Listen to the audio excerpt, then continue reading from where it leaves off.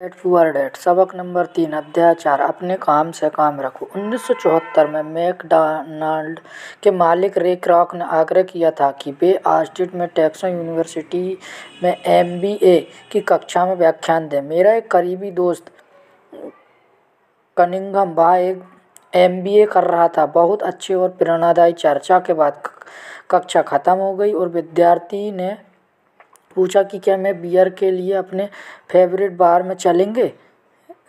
तैयार हो गए। जब सब लोग के हाथ में बियर आ गई तब रे ने पूछा, मेरा असली बिजनेस क्या है? कीथ ने कहा। हर कोई हंस पड़ा। ज़्यादातर एमबीए विद्यार्थी को लगा रे मजाक कर रहे थे। किसी ने जवाब नहीं दिया, इसलिए रे ने दोबारा यही सवाल पूछा, आप लोगों की नज़र में मेरा बिजनेस क्या है? विद्यार्थी दोबारा हंस दिए और आखिरकार एक बहादुर विद्यार्थी ने जोर से कहा, रे, दुनिया में ऐसा कौन है जो यह नहीं जानता कि आप हैमबर्गर बिजनेस में हैं? रे हंस दिए। मुझे मालूम था आप लोग यही कहोगे। वे एक पल के लिए रुके और इसके बाद उन्होंने कहा, लेडीज एंड जेंटलमैन, मैं हैमबर्गर बिजनेसमैन में नहीं हूँ। मेरा असली बिजनेस रियल एस्टेट है। कीथ ने कहा कि रे ने अपने नज़रिए को समझाने के लिए काफ़ी समय लिया।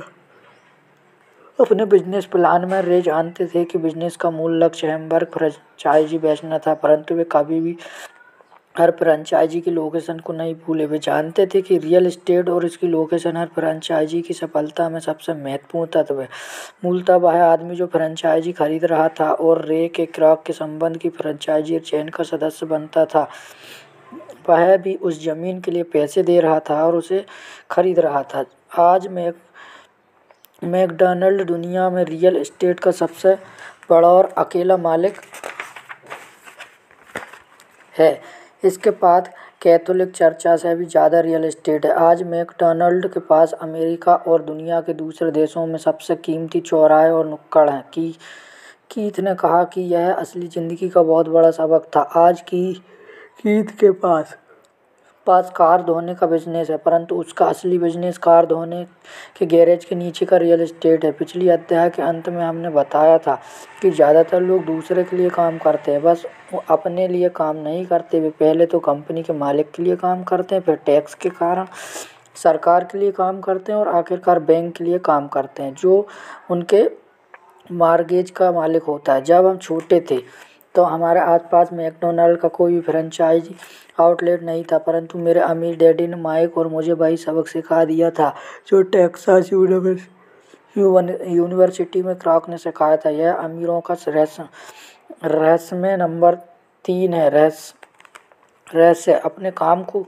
काम रखो। लोगों की ज़िंदगी में पैसे की तंगी इसलिए आती है क्योंकि वे अपनी सारी ज़िंदगी दूसरे के लिए काम करते रहते हैं। कई लोगों के पास तो ज़िंदगी भर काम करने के बाद भी अपने लिए कुछ नहीं बच पाता। एक बार फिर एक चित्र एक हज़ारों शब्दों के बराबर है। यह एक इनकम स्टेटमेंट और बैलेंस शीट का चित्र दिया गया है जो रे क्रोक की सलाह का सबसे अच्छा उदाहरण है। हमारी वर्तमान शिक्षा पद्धति आज के युवाओं में अकादमिक कुशलताएं विकसित कर उन्हें अच्छी नौकरियां दिलाने के लिए तैयार करती है। उनकी ज़िंदगी उनकी तनख्वाह के चारों तरफ घूमती है, या जैसा पहले बताया जा चुका है, उनकी आमदनी वाले कॉलम के चारों तरफ। और ज़्यादा अकादमिक कुशलता को विकसित करने के बाद वे अपनी व्यावसायिक योग्यता को बढ़ाने के लिए और उच्च शिक्षा हासिल करते हैं। वे इंजीनियर, वैज्ञानिक, रसोइया, पुलिस अफसर, कलाकार, लेखक इत्यादि बनने के लिए पढ़ाई करते हैं। उन्हें व्यावहारिक योग्यता उन्हें काम करने और पैसा कमाने का मौका देती है, परंतु ध्यान रहे वे पैसे के लिए काम करते हैं। आपके प्रमोशन और आपके बिजनेस में बहुत बड़ा अंतर है। मैं अक्सर लोगों से पूछता हूँ, आपका बिजनेस क्या है? और वे कहते हैं, मैं एक बैंकर हूँ। फिर मैं उससे पूछता हूँ कि क्या वे बैंक के मालिक हैं, और सामान्यतः उनका जवाब होता है, नहीं, मैं वहाँ काम करता हूँ।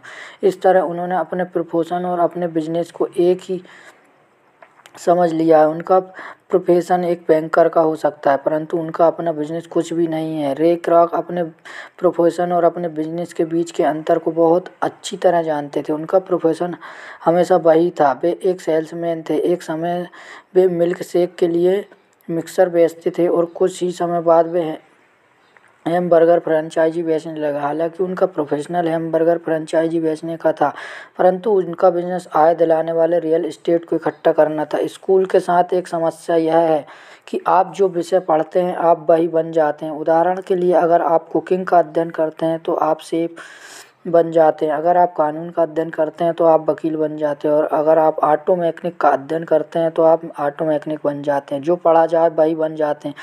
में गलती यह होती है कि लोग अपने काम से काम रखना भूल जाते हैं। वे अपना सारा जीवन दूसरों के काम पर ध्यान देने में लगा देते हैं और इस तरह आपको अमीर बनाते हैं। आर्थिक रूप से सुरक्षित बनाने के लिए किसी आदमी को अपने काम से काम रखने की ज़रूरत है। आपका बिजनेस आपके संपत्ति वाले कॉलम के चारों तरफ घूमता है, जो आपकी आमदनी वाले कॉलम के विपरीत होता है। जैसा पहले बताया जा चुका है, नंबर 1 नियम यह जानना है कि संपत्ति और दायित्व के बीच अंतर होता है और इसलिए इसमें संपत्ति खरीदनी चाहिए। अमीर लोग अपने संपत्ति वाले कॉलम पर ध्यान देते हैं, जबकि बाकी सभी लोग अपने इनकम स्टेटमेंट पर ध्यान देते हैं। इसलिए हमें यह बहुत सुनने में आता है, मुझे ज़्यादा तनख्वाह की ज़रूरत है, काश कि मुझे प्रमोशन मिल जाए। मैं एक बार फिर स्कूल जाकर कुछ और प्रशिक्षण लेने वाला हूँ ताकि मैं बेहतर नौकरी पा सकूँ। मैं ओवर टाइम करने वाला हूँ, शायद मुझे कोई पार्ट टाइम काम मिल जाए। मैं 2 सप्ताह में नौकरी छोड़ रहा हूँ। मुझे एक नई नौकरी मिल गई है जिसमें तनख्वाह ज़्यादा है। कई समूह में ये समझदारी के विचार है, परंतु अगर आप रे क्रॉक की बात समझ लेते हैं तो ऐसा कर के आप अपने काम से काम नहीं रख रहे हैं। ये सभी विचार अपना पूरा ध्यान आदमी वाले कॉलम पर केंद्रित किए हुए हैं और अतिरिक्त धन का उपयोग आमदनी बढ़ाने वाली संपत्तियों को बढ़ाने में किया जाता है, तभी वह आदमी आर्थिक रूप से सुरक्षित हो जाता है। गरीब और मध्य वर्ग के ज़्यादातर लोग आर्थिक रूप से पुनरपंथी होते हैं, यानी मैं जोखिम नहीं उठा सकता, यानी कि उनका कोई आर्थिक आधार नहीं होता। वे अपनी नौकरियों से चिपके रहते हैं। वे खेल को सुरक्षित तरीके से खेलते हैं। जब कंपनियों का आकार छोटा होने लगा तो लाखों करोड़ों लोग को पता चला कि जिसे वे अपनी सबसे बड़ी संपत्ति मानते थे, यानी कि उनका घर, वह उन्हें जिंदा मार रहा है।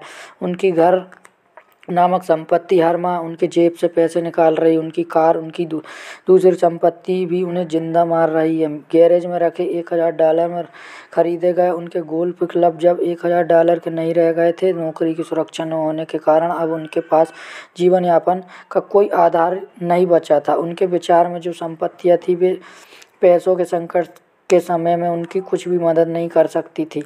मैं यह मानकर चल रहा हूँ कि हम में से ज़्यादातर ने मकान खरीदने का, कार खरीदने के लिए बैंकर के लोन के लिए आवेदन फॉर्म भरा है। नेटवर्थ खत्म खंड पर नज़र डालना हमेशा रोचक रहता है। यह रोचक इसलिए होता है क्योंकि इससे हम जान पाते हैं कि बैंकिंग और अकाउंटिंग में किन चीज़ों को संपत्ति माना जाता है। एक दिन कर्ज लेने के लिए मेरी माली हालत बहुत अच्छी नहीं लग रही थी, इसलिए मैंने अपने नए गोल्फ क्लब, मेरे आर्ट कलेक्शन, पुस्तकें, स्टीरियो टेलीविज़न, हारमोनी, सूट, कलाई, घड़ियाँ, जूते और दीगर चीज़ों को संपत्ति वाले कॉलम में दिखा दिया। मेरे लोन के आवेदन को अस्वीकार कर दिया गया क्योंकि मेरा बहुत ज़्यादा निवेश रियल एस्टेट में था। लोन कमेटी को यह पसंद नहीं आया था। मैं अपने अपार्टमेंट हाउसेस से इतने ज़्यादा पैसे कमा रहा था। वे अपने जानना चाहते थे कि मेरा पास एक सामान्य नौकरी क्यों नहीं है जिसमें वेतन मिलता हो।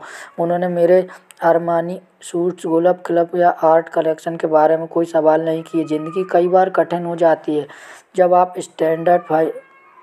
स्टैंडर्ड प्रोफाइल में फिट नहीं होते। मैं हर बार चौंक जाता हूँ जब मैं किसी को यह कहते हुए सुनता हूँ कि उनकी नेट वर्थ $10 लाख है या $1 लाख है या ऐसी ही कोई और आंकड़ा। नेटवर्थ के सटीक न होने पर एक खास कारण यह है कि जिस पल आप अपनी संपत्तियों को बेचना शुरू करते हैं, आपको प्राप्तियों का टैक्स चुकाना पड़ता है। इतने सारे लोग अपने आप को पैसे के गहरे संकट में डाल लेते हैं जब उनकी आमदनी कम हो जाती है। पैसा जुटाने के लिए वे अपनी संपत्तियां बेचते हैं।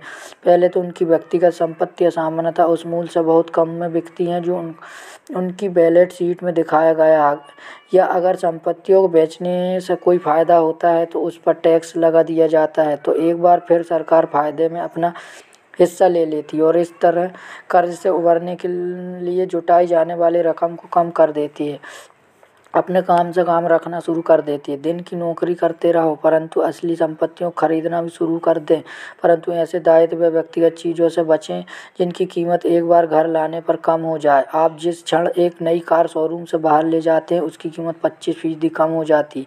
यह सच्ची संपत्ति नहीं है। हालांकि अपने बैंकर की इसे संपत्ति मानते हैं। मेरा $400 का नया टाइटैनिक ड्राइवर खरीदने के लिए कुछ ही मिनटों बाद $150 का मूल्य का हो गया। वयस्कों के लिए यह सही है कि अपने खर्च कम कर लें, अपने दायित्वों को घटा लें और मेहनत से ठोस संपत्तियों को आधार बना लें। उस युवा लोगों को जिन्हें अपनी घर नहीं छोड़ा, यह सिखाया जाना चाहिए कि संपत्ति और दायित्व के बीच क्या फ़र्क होता है। घर छोड़ने से पहले ही उन्हें संपत्ति वाले कॉलम को बनाने की प्रेरणा दी जानी चाहिए। इससे पहले कि वे घर छोड़ें, शादी करें, घर खरीदें, बच्चे पैदा करें, खतरनाक आर्थिक स्थिति में फंसे, नौकरी को कसकर पकड़े रहें और हर चित्र को उधार खरीदें। मैं बहुत सारे युवा दंपतियों को देखता हूँ जो शादी कर लेते हैं और अपने अपनों को एक ऐसे जाल में फंसा लेते हैं जिसमें अपनी नौकरी से बहुत सालों तक कर्ज से बाहर नहीं निकल पाते। जब आखिरी बच्चा घर छोड़कर चला जाता है तब ज़्यादातर लोगों को यह एहसास होता है कि उन्हें रिटायरमेंट की पर्याप्त तैयारी नहीं की है और वे थोड़े पैसा अलग रखना शुरू कर देते हैं। फिर उनके अपने मम्मी डैडी बीमार हो जाते हैं और उन पर जिम्मेदारी आ जाती है। तो मैं आपको यह अपने बच्चों को किस तरह की संपत्तियों के संग्रह की प्रेरणा दे रहा हूँ। मेरी दुनिया में असली संपत्तियाँ कई तरह की होती है। ऐसे बिजनेस जिसमें मेरे होने की ज़रूरत ना हो, मैं उसका मालिक ज़रूर हूँ परंतु उन्हें दूसरे लोग चलाते हैं। अगर मुझे वहाँ काम करना पड़े तो यह बिजनेस नहीं होगा, यह मेरी नौकरी होगी। स्टॉक, बॉन्ड, म्यूचुअल फंड, आमदनी देने वाले रियल एस्टेट, नोट्स, बौद्ध संपदा जैसे संगीत, पाठक, पेटेंट इत्यादि से मिलने वाली रॉयल्टी और ऐसे हर चीज़ जो कीमती है, जो आमदनी देती है और जिसका मूल्य बढ़ जाता है और जिसका बाजार तैयार है। जब मैं एक छोटा बच्चा था तो मेरे पढ़े लिखे डैडी ने मुझे एक सुरक्षित नौकरी ढूंढने की सलाह दी। दूसरी तरफ मेरे अमीर डैडी ने मुझे ऐसी संपत्तियों को इकट्ठा करने की सलाह दी जिन्हें मैं पसंद करता था। अगर तुम इन्हें पसंद नहीं करते होगे तो तुम इनका ध्यान नहीं रख पाओगे। मैं रियल एस्टेट इसलिए इकट्ठा करता हूँ क्योंकि मुझे इमारतों और ज़मीन से प्यार है। मैं उनके लिए शॉपिंग करना भी पसंद करता हूँ। मैं सारा दिन उनको निहार सकता हूँ। जब समस्याएं आती है तो समस्या उतनी बुरी नहीं होती कि उनके कारण रियल एस्टेट के लिए मेरा प्यार कम हो जाए। ऐसे लोग जो रियल एस्टेट से नफरत करते हैं उन्हें इसे नहीं खरीदना चाहिए। मुझे छोटी कंपनियों के स्टॉक से अभी प्रेम है, खासकर नई कंपनियों के स्टॉक से। इसका कारण यह है कि मैं एंटरप्रेन्योर हूँ, ना कि कॉर्पोरेट व्यक्ति। मेरे शुरुआती सालों में बड़े संगठनों में काम कर चुका हूँ, जैसे कैलिफोर्निया के स्टेट्स में, यूएस मरीन कॉर्प्स और जेरॉक्स कॉरपोरेशन में। मैंने इन संगठनों में बिताए समय का मज़ा लिया और मेरे घर पास खुद यादें हैं, परंतु भीतर से मैं कंपनी से काम करने वाला आदमी नहीं हूँ। मुझे कंपनी शुरू करना अच्छा लगता है परंतु उन्हें चलाना मुझे उतना अच्छा नहीं लगता। इसलिए मैं जो शेयर खरीदता हूँ वे सामान्य छोटी कंपनियों के होते हैं और कई बार तो मैं कंपनी शुरू करता हूँ और उन्हें सार्वजनिक बना देता हूँ। नए स्टॉक शेयर में किस्मत चमक सकती है और मुझे यह खेल पसंद है। कई लोग कई कम पूंजी वाली कंपनियों से डरते हैं और उन्हें खतरनाक कहते हैं और वे खतरनाक है भी, परंतु खतरा हमेशा कम हो जाता है अगर आप निवेश से प्रेम करते हैं, उसे समझते हैं और खेल को अच्छी तरह से जानते हैं। छोटी कंपनियों के साथ मेरी रणनीति यह होती है कि एक साल में अपने शेयर बेच दिए जाएं। दूसरी तरफ मेरी रियल एस्टेट की रणनीति छोटी प्रॉपर्टी से शुरू करने की होती है। फिर मैं उस छोटी प्रॉपर्टी को बेचकर उससे थोड़ी बड़ी प्रॉपर्टी ले लेता हूँ और इस तरह अपने फ़ायदे पर टैक्स चुकाने से बचता हूँ। इस प्रॉपर्टी की वैल्यू में नाटकीय बढ़ोतरी होती है। मैं सामान्य तौर पर रियल एस्टेट को 7 साल के से कम समय अपने पास रखता हूँ। वर्षों तक जब मैं मरीन कॉर्प्स और जेरॉक्स में था तब भी मैंने वही किया जो मेरे अमीर डैडी ने मुझे सिखाया था। मैं अपनी दिनों की नौकरी करता था परंतु मैं अपने काम से काम भी रखता था। मैं अपनी संपत्ति वाले कॉलम में कुछ न कुछ करता रहता था। मैं रियल एस्टेट और छोटे स्टॉक की खरीदी फरोख्त भी करता था। अमीर डैडी ने हमेशा पैसे की समझ के महत्व पर जोर दिया। जितनी अच्छी तरह से अकाउंटिंग और कैश मैनेजमेंट को समझा सकता था उतनी अच्छे तरह से निवेशों का विश्लेषण कर सकता था और आखिरकार खुद की कंपनी शुरू कर सकता था और उसे सफल बना सकता था। जब तरह की कोई पहले से ही ऐसा ना सोच रहा हो, मैं किसी को अपनी कंपनी बनाने के लिए प्रोत्साहित नहीं करता। मैं जानता हूँ कि कंपनी चलाने में कितना झंझट होता है और मैं नहीं चाहता कि आप उस झंझट में फंसें। कई बार ऐसा भी समय आता है जब लोग को रोज़गार नहीं मिलता और उनके लिए कंपनी शुरू करना एक समाधान होता है, परंतु सफलता के अवसर पर बहुत कम है। 10 में से 9 कंपनियां 5 साल में डूब जाती है। पहले 5 साल में जो कंपनियां बची रहती हैं उनमें से भी 10 में से 9 कंपनियां बाद में बंद हो जाती है। अगर आपकी पहले से ही अपनी कंपनी शुरू करने की इच्छा हो तो तभी मैं इसकी सलाह दूंगा, अन्यथा अपने दिन की नौकरी करते रहें और अपने काम में काम रखें। जब मैं करता हूँ कि अपने काम से काम रखें तो मेरा यह मतलब है कि आप अपनी संपत्ति वाले कॉलम को ज़्यादा मजबूत बनाए रहें। एक बार इसमें $1 जाए तो वह बाहर ना निकल पाए। इस पर सोचें कि जब $1 अपनी संपत्ति वाले कॉलम में जाता है तो वह आपका कर्मचारी बन जाता है। पैसे के बारे में अच्छी चीज़ यह है कि हर दिन 24 घंटे काम करता है और ऐसा पीढ़ी तक करता है। अपनी दिन की नौकरी करते रहें, एक अच्छे मेहनती कर्मचारी की तरह काम करते रहें, परंतु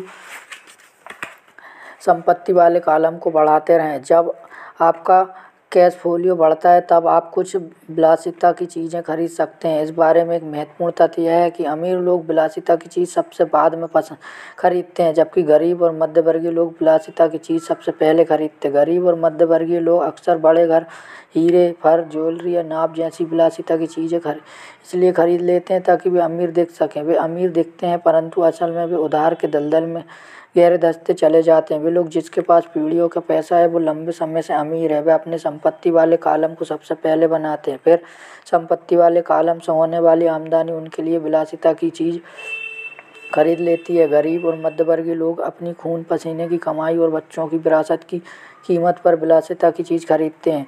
सच्ची विलासिता असली संपत्ति में निवेश करने और उससे विलासिता का प्रोत्साहन है। उदाहरण के तौर पर नाव, जब मेरी पत्नी और मेरे पास हमारे अपार्टमेंट हाउसेज के अतिरिक्त पैसा आने लगा तो वह बाजार गई और अपने लिए मर्सिडीज खरीद लाई। इसमें जरा सी भी मेहनत या जोखिम नहीं था क्योंकि अपार्टमेंट हाउस के कारण उसने कार खरीदी थी, परंतु उसे इसके लिए 4 साल तक इंतजार करना पड़ा था। जब रियल एस्टेट कैलिफोर्निया बढ़ रहा था और आखिरकार उनसे इतना अतिरिक्त पैसा दे दिया कि कार खरीदी जा सके, परंतु मर्सिडीज की यह विलासिता दरअसल एक सच्चा पुरस्कार है क्योंकि उसने यह साबित कर दिया था कि वह अपने संपत्ति वाले कॉलम को सही तरह से बढ़ाना चाहती है।